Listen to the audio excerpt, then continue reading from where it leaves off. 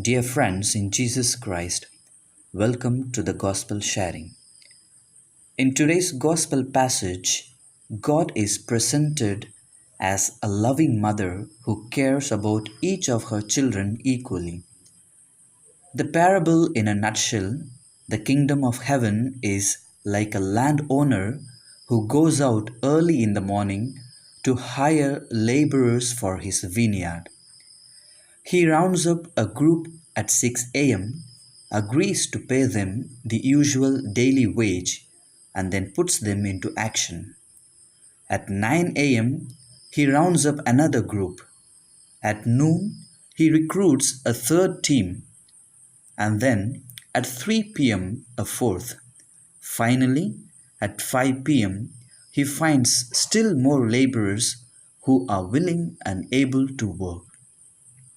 He sends them into the vineyard to do what they can before sundown.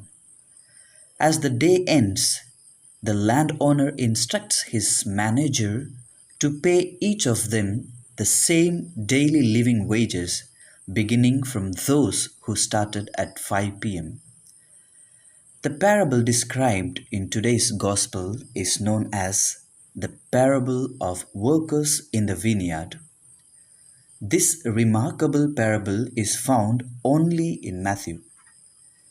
There is good news for us today in this parable because it is the story of the landlord's love and generosity, representing God's love and generosity.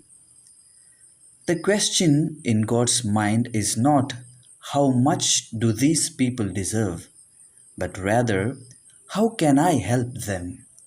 How can I save them before they perish? It's all about grace and blessings.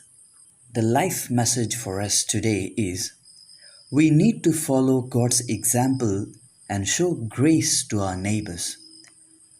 When someone else is more successful than we are, let us assume he needs the success.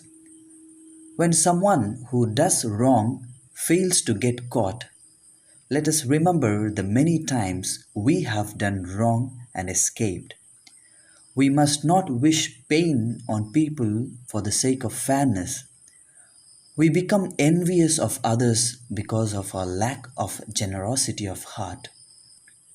And we need to express our gratitude to God in our daily lives. God personally calls each of us to a particular ministry. He shows His care by giving us His grace and eternal salvation. All our talents and blessings are freely given us by God.